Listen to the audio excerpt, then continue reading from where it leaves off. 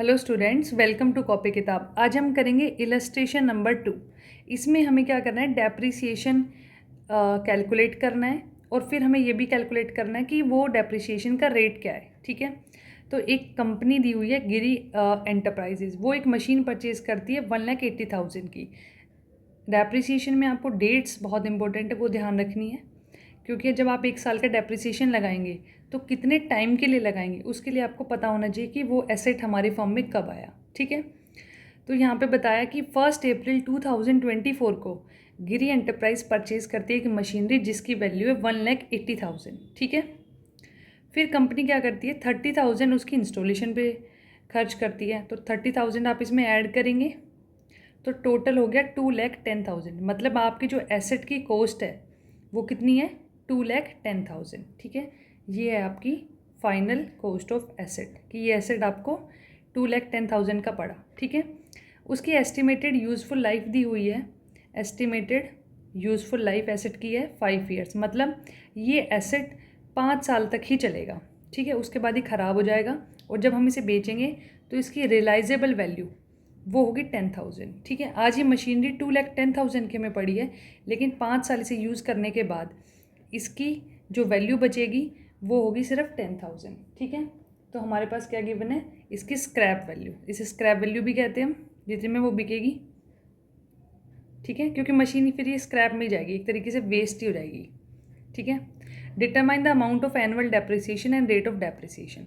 आपको annual depreciation calculate करना है और फिर ये भी बताना है कि किस रेट से डेप्रिसिएशन लगा है इस मशीनरी पे।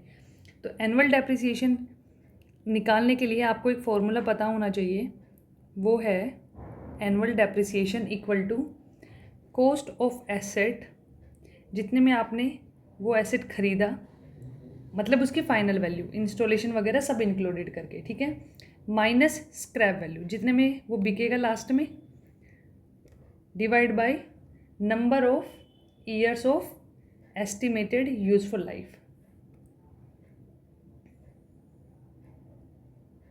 ठीक है, देखो अब यहाँ पे मशीनरी सोच के आपको डरना नहीं है। आप बेसिकली एक कार भी परचेज़ करते हैं तो आपको पता रहता है कि ये कार फॉर एग्जांपल हम 10 लाख रुपीज़ की परचेज़ कर रहे हैं और इसकी यूज़फुल लाइफ है 15 ईयर्स। उसके बाद तो ये कार बिल्कुल चलाने लायक नहीं बचेगी।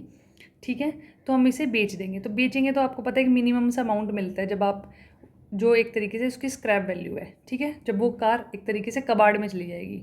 ठीक है, वो वैल्यू भी आपको पता रहेगी। फिर आपको ये भी पता है कि इसकी लाइफ कितनी, इसकी लाइफ देखो कितनी है, 15 ईयर्स। ठीक है, ये भी पता है आपने कितने में परचेज़ करी, आपको ये भी पता है, और फॉर एग्जांपल ये 50,000 में बिकेगी।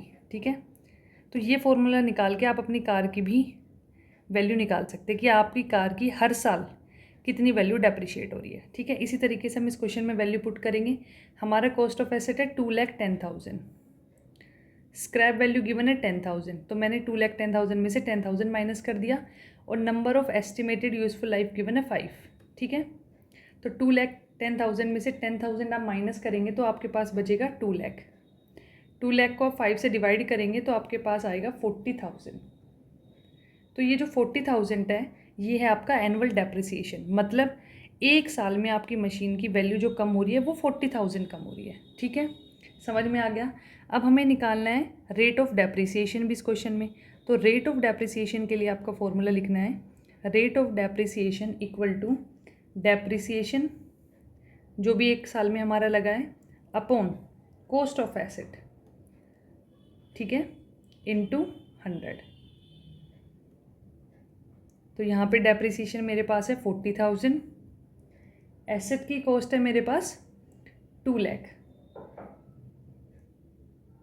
ठीक है, इनटू 100। तो जब आप इसे डिवाइड करेंगे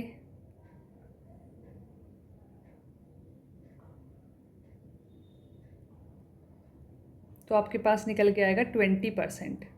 तो 20% पर एनम उस एसेट की वैल्यू कम हो रही है। तो रेट ऑफ डेप्रिसिएशन हो गया 20% और एनुअल डेप्रिसिएशन है आपका 40,000। ठीक है, आई होप आपको ये क्वेश्चन समझ में आया होगा। Thank you.